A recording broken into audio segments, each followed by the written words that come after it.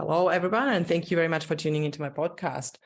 Today, I have a very special guest here, and someone that works in very, very similar field as myself. That means I'm very, very excited that we can have this amazing leadership and culture conversation. And let's see whatever we will, cover today.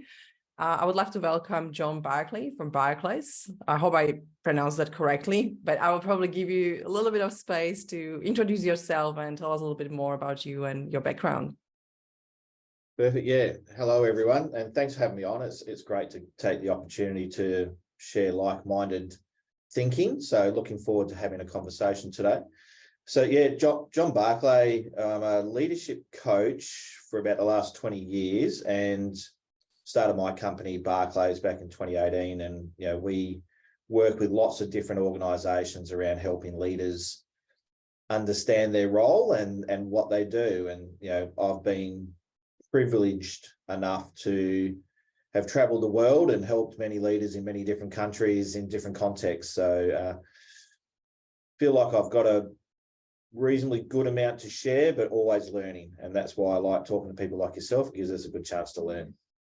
Yeah, thank you so much, John. And that's exactly why we probably connected and we talk together, because we are all lifelong learners, and I will be learning from you as well today, I'm sure.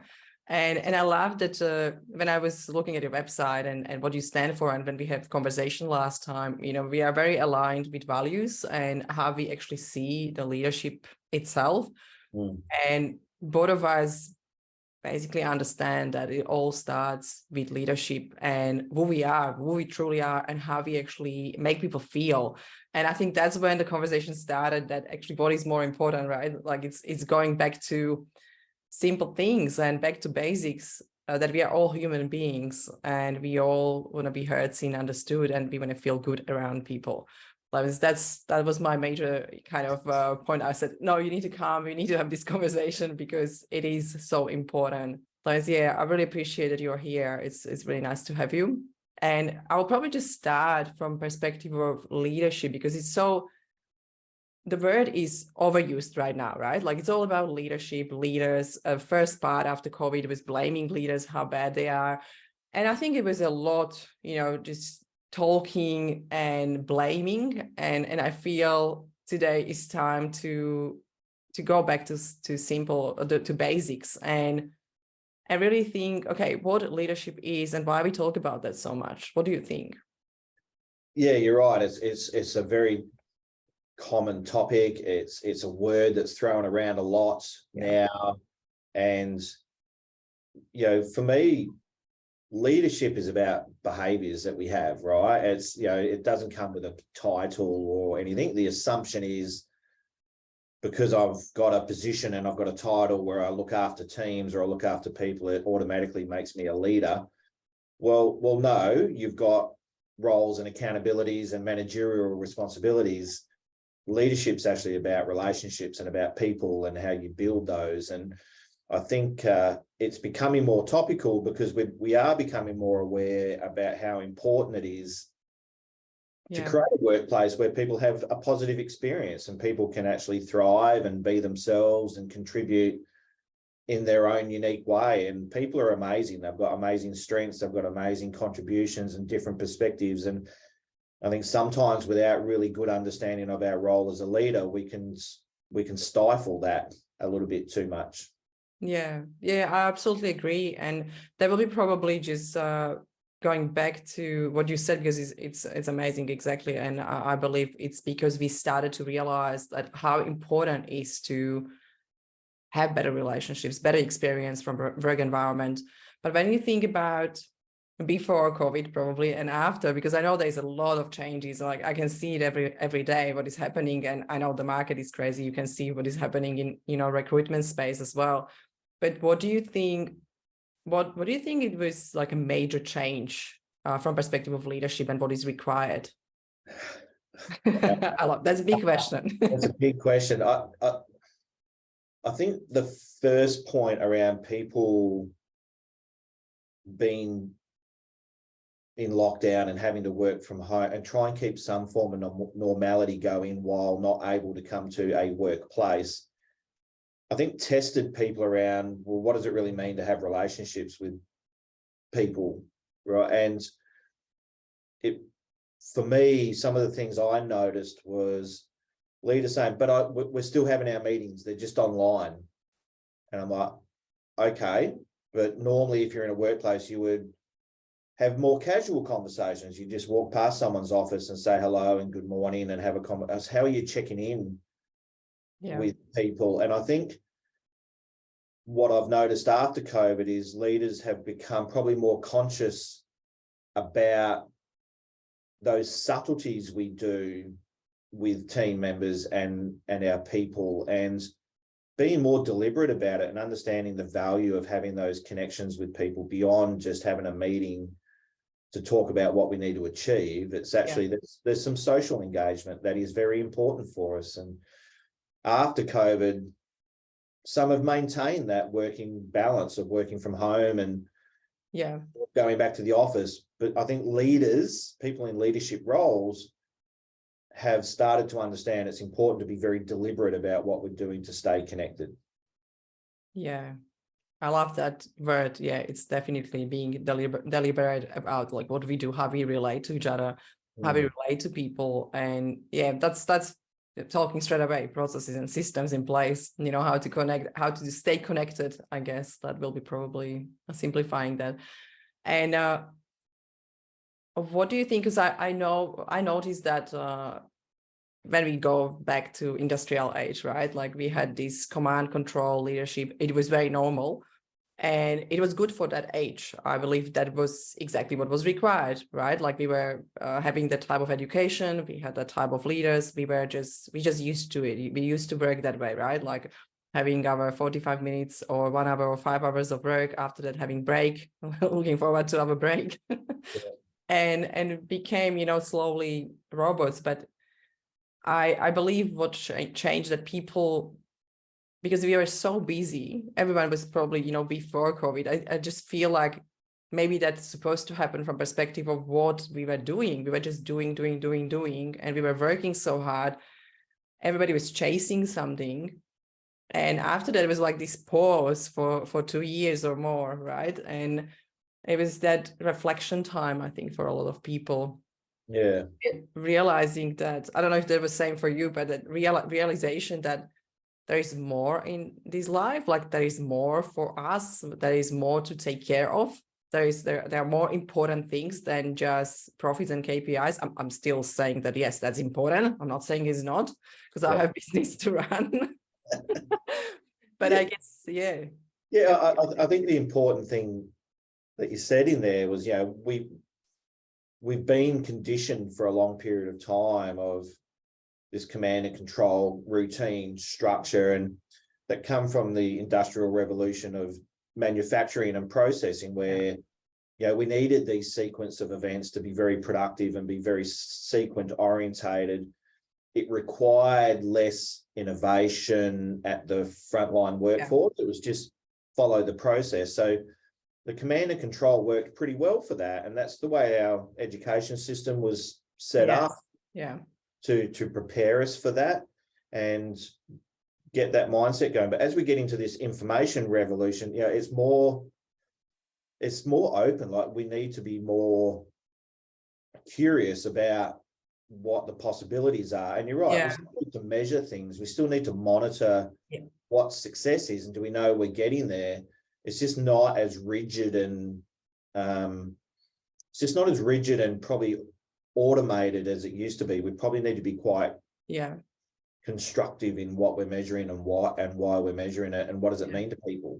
I think that's really true what you just say, and I think that's the most important part when we go to qualitative measures, right? Because that's what is still very hard to grasp, you know. For some people, they still don't understand, and it's okay, because we haven't been learning that for, you know, ever. For some people, they never have, you know, any psychology subject in the school. That means it's really hard, right? Just to think about that, how we can measure empathy, how we can measure collaboration, how we can measure actually emotions and thinking. And it is new concept. It's still new concept for a lot of people. And I love what you said. I just really understand what and why we're going to measure. That means having these qualitative measures connected to some quantitative measures or objectives or outcomes, and understanding why we measure those outcomes. And also, goals and KPIs, everything changed from perspective. Yes, it is about financial KPIs, but how we can connect it to outcomes that will inspire people. It's like all this new art of leadership there. And because of that, I will probably ask you, because I know you have a lot of experience, and I would like to kind of see what experience we have, what we think, both of us, and what is the experience from our clients or people we talking every day. What do you feel like is the major thing that is coming up as a challenge for leaders? There's probably a few. I think probably the most common one we're talking about is just how diverse we're becoming, right? So we're a very diverse society, and what that creates for a challenge for leaders is everyone's individual needs and motivators are different. So learning to understand how to listen and how to really understand individuals' motivations and change your leadership style based on what people need from you is probably the biggest challenge I hear. People, we have our own personality as a leader, and we have our own sort of default just communication styles and those sorts of things. And when you need to adjust that for someone, it can be very difficult. And I think leaders struggle with that. I think the other one too is, over the years, we've become, a lot of our standards and what's required in the workplace is heavily regulated, right? I mean, I specialize quite heavily in the safety field with organizations. So I really help them understand their risk and how to engage people around safety. And because it's heavily regulated, it can become very compliant orientated. It can drive leaders to just do things because they have to do them. They haven't really understood why they're doing them. And then they wonder why we don't get good engagement and really good consultation happening, because we're just following the process rather than actually using the process as an engagement and consultation process. So I think the compliance regulation stifles leaders sometimes. And I also think the fact that we're extremely a diverse society makes it very challenging for people to understand the differences that come with that. Yeah. I love what you say about communication, because I was just finalizing last week the communication course separately, because I found that communication, not only knowing tonality, voice, body language, that's the basic, right? But understanding people's styles. And I know you do DISC as well, probably with your clients. And I love DISC, right? Like when we talk about extended DISC, from perspective of how amazing you can use this tool in work environment and learn as a leader to understand people, but understand yourself as well, because we know what are our strengths and how we communicate, most of the time. And I had this conversation all the time, especially when I work with CEOs and CEOs, for example, they work really closely together. And usually you have those, the energies. So usually most of CEOs are the energy, dominant energy. And now they try to communicate with COO or any other leaders, senior leaders. And there's these massive gaps when people coming like, oh my God, like this person is so bold and rude and demanding and basically all these like negative feelings, and people feel they're attacked or they become defensive, to respond to that type of leader. And it's not a bad leader. It's just that communication style. First of all, they're not aware of that. And they don't know how to adjust it because they don't understand what behavioral style people around them are, right? And it's such a simple tool, such a simple thing to do.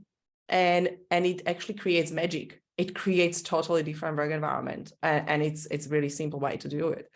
And that's why when you say that, I was like, yes, I saw on your website the 4 elements. And I said, yeah, I'm sure you do this. It's beautiful. Yeah, it's amazing. Yeah, it is. It's powerful because self-awareness and social awareness are just key. Right? So as we said, leadership's about relationships. So you've got to understand yourself and how people see that and what others' communication styles are. And you're right, when you get a very dominant style like a D that's very results orientated, very fast thinking, doesn't necessarily put as much awareness to or concentration to the detail. Someone that's a high C who loves detail, loves process, and feels like they're not being valued because you know, we're not considering all the level of detail that it takes to execute something. And when people understand those differences, then they understand why sometimes we have to be more deliberate with our communication in circumstances. Yeah, absolutely. Yeah, I love what you said. It's so important. And just made me think about something when you said that, you know, simple thing like acknowledge someone's work. We don't need to do it probably for the energies or I energies. We are all happy, right? But when you have that C style, you know, that very analytical mind, the most important part for them to get an acknowledgement for work, you know, but then why you don't give them when actually the work they do, it's very valuable, especially for me style when I'm not putting too much attention to details. That's why I have to have all C energies around me. It's amazing. I think that's why I love leadership work in general, because it's all about human beings. It's about the relations, you know, how we relate to each other. And I don't know if you get a lot of questions like from the perspective when we talk about challenges and problems. I always get a question about how can I motivate people? And I just want them to do what they should do. I don't want to tell them every day, right? Because leaders naturally wants to move away from command control. They don't want to micromanage. They really want to just see people to do stuff, right? And don't tell them every day because it's really tiring. Do you have a lot of leaders coming with the same problem? Look, you're right. I think that's probably another fairly common conversation we get into is how do I motivate my team? Or what I probably hear coming back a lot is how many times do I have to keep telling them, you know, how many times do I have to keep telling them? And I'm like, well, maybe that's a part of the problem is it's all about telling them, you know, rather than actually having a conversation about it. So fundamentally, what the struggle for a leader is, I guess what the challenge for a leader to embrace is there's an outcome you want to get to. There's an objective you want to achieve. How do you have a meaningful conversation with individuals to get them connected as well to that objective? And depending on the personality type you're dealing with, it could be all about the success of achieving something and the pride that comes with achieving something. And that could be enough to connect it. It could be the excitement of learning something new to get to that goal. You know, imagine the growth you're going to have stepping into this new activity and explore it and learn and research. It could be about the teamwork that has to come to getting it done. So it's understanding the individual you're dealing with and how do you connect them to the journey of achieving the objective. And I think we underestimate that a lot. That's taking me to that environment we are creating as a leader, right? Like, because what you say is already the action and behavior we have. And I know you're focusing a lot on behaviors, but also what do you think is before? Because I have like a theory behind like what is actually before behavior, like what we actually need to do or what we need to maybe fix or change or focus on, you know, to get actually behaviors that will give us the best results. And as you and I spoke about last time, there's a few different models around, but fundamentally behaviors come because we had a decision made, you know, so what are we thinking? You know, what's the thought process going behind the decision making that's coming with that? That gets framed from a few different things. It can be environmentally affected by what's going on around us and the instructions, what's happening around, but it can come from the beliefs we have as well. So thinking into our own individual beliefs, those beliefs have generally come from some core values that have sat there for a long time. And unless we really start to understand those different drivers, the thoughts people have, the thinking patterns they get into, the beliefs they have around things, or we can talk about that as the bias that people have around certain things. And what do they value the most? Then you're really not going to get that connection, that motivational, intrinsic drive to actually doing something versus an extrinsic carrot stick model that, you know, we've got to actually put a carrot out there for them to be motivated. That can work short term, and that's why I think a lot of previous managerial styles hang on to that. It's quick, it's easy. Put a carrot out there, we achieve it, we give them the carrot. If they don't achieve it, then we give them Two very carrots. easy to do. It's very easy to do, and yeah, but it's not damaging culturally.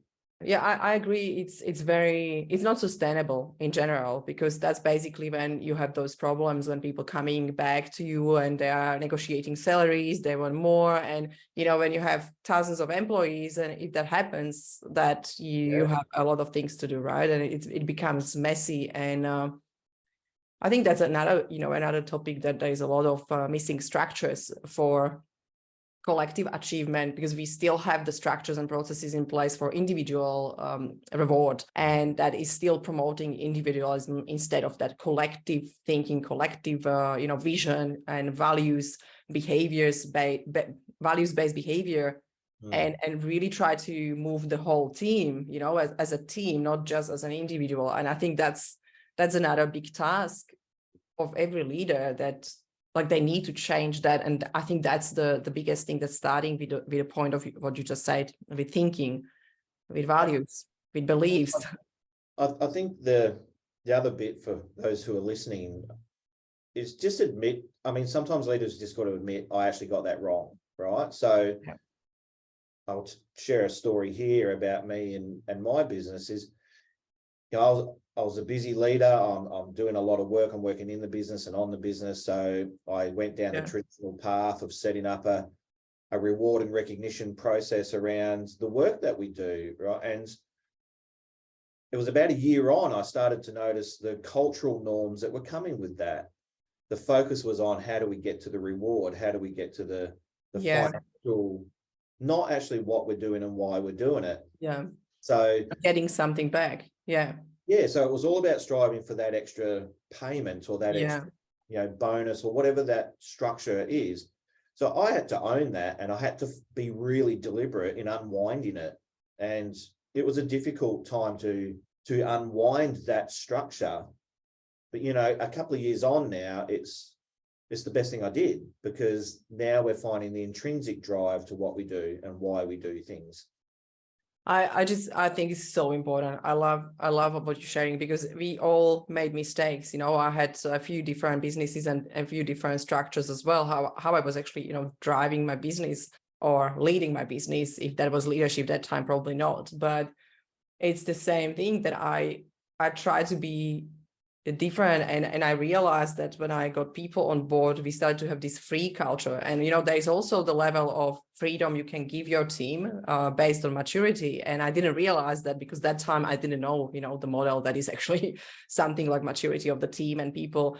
And of course I realized that I can't just tell people, make decisions about your salary, right? Make decisions about your holidays. It's mess. Me being in stress and chasing because people just stop doing what they're supposed to do. That means it was basically opposite of what I wanted to achieve. Yeah. And it's interesting how it goes when you start to understand that people need to have still some kind of boundaries, healthy boundaries. But it's about them understanding each other, understanding what they're doing and what is the puzzle, what their work actually is in that, big whole teamwork. What does that mean?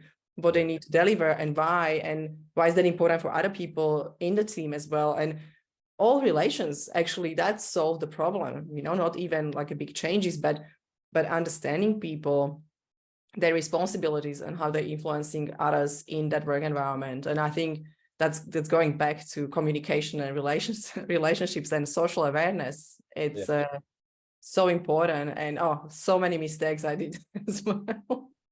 We can talk about it hours and hours, right? Well, we can, and I think that's my main bit of advice to leaders is just to admit you don't always get it right, and be humble. And that's when you'll start learning. That's when you'll put the ego aside and have to justify why you did what you did, and try and hold your ground and be, no, I put that in place and that was my structure and that's what I'm sticking to it. It's everything has unintended consequences. Sometimes we don't understand, like we do things with really good intent, and then in reflection we go, oh, I didn't really expect that to be an outcome of that. And be honest and be open and say, hey, that I wasn't expecting that. That's really not what I'm wanting. That's not really what we want to create. So let's change it. At the end of the day, you're the leader. You can change it, and I think most of us get scared to change something, getting some results, because we're scared that if we change it, will we get worse results, right? And we tend to worry about us losing the results we're getting rather than the results that we may get that are better than we were getting before. So it's being courageous enough to try some things, test and try, learn, understand, adjust, and keep moving. Understanding that some people are really stressed when there is uncertainty or if there is change, and understanding how can you actually, with your leadership, with your conversation, with your style, how you can actually support people to actually give them support to feel safe even in the times of uncertainty. I think that's another big task of leadership, and that's coming with understanding the drivers, motivators, people's different styles. And yeah, I feel like we are going back to that, and it seems to be going through all conversation that understanding people is just the one big outcome we have from this conversation. Just understand your people. And I love it. We talk about beliefs and values, and we kind of like just went a little bit a different way. But I was curious from perspective of values, because I noticed that a lot of companies have values, they have written them on website, they are on the board somewhere. Almost every company now have values, because that was something that someone says, if you want good culture, you need to have values. But I feel like it always ends up there. Yep. And there's not a lot of people that understand how to bring values in the day-to-day operations, like to day-to-day demonstration of values-based behavior. And I feel like is that struggle that you see? Because I see it everywhere. Like people have values, but they don't even remember them. And if they do remember them, it's purely because they've been plastered up on a wall, and it's a transactional remember what they are, but not necessarily what they mean and how do they show up. You're right. It seemed like we went through this stage where if you don't have values, then you're not a value. Can't employ people. And the most common thing I think people struggle with is if they're organizational values, they're not personal values, right? And we're individual people. We have our own, as we said before, we have our own beliefs and values, right? And if we don't take the time and deliberate energy to make connections between what the organizational intention is with those values to you as a person and your personal values, then they're always just going to be seen to be disconnected and not actually behave in line with what the organization is driving. Unless we're constantly talking about them and making connections to what are we doing and how are we doing it and how does that live and demonstrate our values, if we're not actively exploring that all the time, then they're not a part of the way we do our work. They're just a poster on the wall. And when I started my company, all the team were like, oh, we should put our posters up on the wall. And I very deliberately said, I'm not putting any posters up around our values. If we can't talk about them and learn what they are by talking about them, well, then they're not the right ones. Then we're missing something. So, I think the easy thing to do sometimes is to be very symbolic and put things up. And rely on that to be the driver of it, when actually it requires you as the leader to facilitate the connection, what they are. I believe there is also the reason for having the visual. For me, it's actually, I like it. I put our values always on the wall, but it's not, as you said, it's not enough, right? Like, it's not that they are staying on the wall and that's it. Like that's just not right.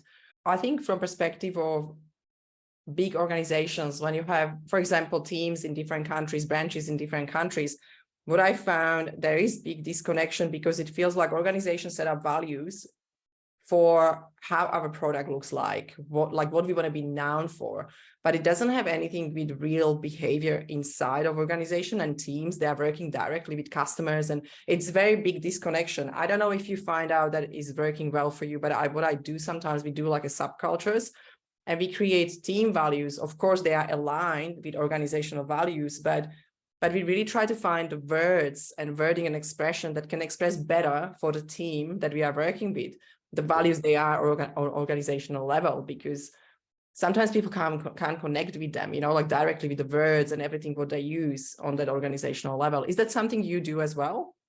Yeah, it's definitely something I've probably done more of over the last few years is get the context right for the team. Yeah, exactly. Really understand. So are you a operations or a delivery team? Like, are you producing something? Oh, okay then. So what are the values we need to raise to be good at that, right? To actually be really good. Are we a maintenance team, or are we, fixing things there for them? Well, what are we customer service orientated?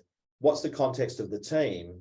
And therefore then what are the values you need to live by to be really, really good at that? Are you the finance team? Are you the HR team? Are you the safety team? Whatever team you are, you're right. We spend more time now going, okay, well, the organization has this overarching values, your intention for us to be aligned to, but there's never a massive distinction between what the team's talking about. You just have to do a quick check. Okay, so does that actually line up with whatever the organization's asking for? Well, yeah, it does. And it usually does. It is connection, that's for sure. And I love that you are looking at that differentiation of the team and what we doing, what is actually our role as a team. Because yes, we collaborate all together, but getting the results in general from perspective of we have 10 different departments, or 10 different teams, we need to have value, transparent communication, because it is starting to be enormous. There's a lot of different teams that need to talk to each other because they actually can solve problems better.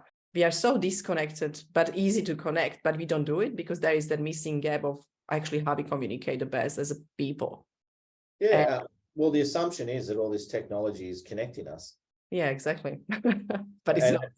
But it's actually not, because there's a difference between interacting, which we can interact through different technologies. Yes, a real connection. Versus actually being with someone and connecting. There's a big difference. We can interact better and further than we've ever been able to. But just because I'm interacting with someone in the US doesn't mean I'm actually connecting with them. But it doesn't necessarily mean I've made a connection, because connection for humans is very social. I mean, how many times do you see teams communicating by email when they're actually sitting less than 10 meters from each other? And I can remember when it became more about using email from an organizational point of view. It was very clear around, well, how many times did I actually get it? How many times did I have to go and recover messages personally face to face because they misinterpreted the email? I always talk about that from an email perspective in business. The amount of times we try and send a message in email and it causes conflict. But I think it goes back to the original question you asked me about the challenges for leaders in a diverse workplace. It's also now the verbal language. For my wife, English is her second language as well, and we get caught out still sometimes about the words being used with. We know in English one word can have many different meanings and it can be used in many different contexts. And we can sit and have a conversation and use what seems like a really obvious, word terminology to be using, but in the context it was a bit, that takes me back. And I think we keep encountering more on that, and that's why I keep saying just be curious around how you're impacting people. Just understand, as long as you're doing everything with really good intent, just understand that that's always recoverable then. When you start doing things with malicious intent, they're not going to be done. They're not going to be recoverable. Leaders just need to be really good at understanding how words have different meanings and can be heard or read differently, and be prepared to recover it. Just be prepared to go back and say, that wasn't my intent. Apologize. This is actually what I meant. And be comfortable that that's okay to do that. It's strength. Yeah, I agree. Definitely strength, and admit that we are not always right, and we all make mistakes. We are all human beings, and I love the communication art, and being more mindful in the communication, with anyone, you know, with your kids, with parents, with husbands, wives. It's just so important. I'll probably ask you if you have anything else what you would like to add at the end, and also where we can find you or how people can connect with you. Yeah, great. What would I like to add at the end? Oh, there's so much you could just go I to. know. I think I'll end where I started, and it'll be just stay open to learning.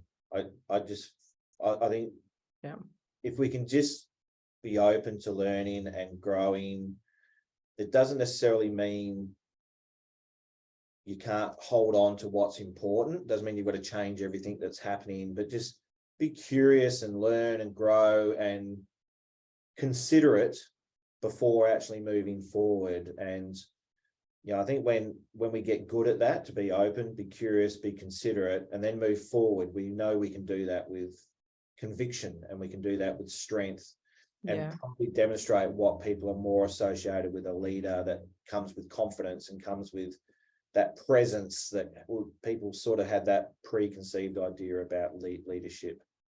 But if people want to reach out, look, I'm on LinkedIn. People can find me on LinkedIn. Just search John Barclay and you'll see me. But you can also find us at Barclayss with the SS.com.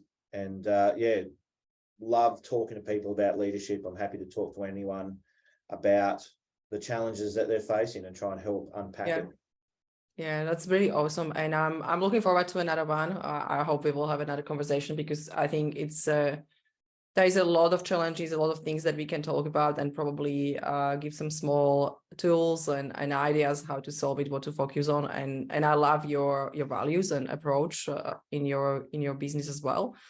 It's very important to keep things simple, right? And learn and be open. And I love that, because it's raising the awareness, and increasing our awareness about ourselves and others. And I believe that will all just help us to have better companies, better businesses. Yeah, and look, and I thank you for reaching out and connecting, and I thank you for giving me the opportunity to come and talk to you on here, because we do have the same values of helping leaders. So it's a good connection to have. Yeah, thank you so much. Thank you very much, John, and wish you a beautiful day. Yeah, you too. Thank you. Thanks. Cool. Okay.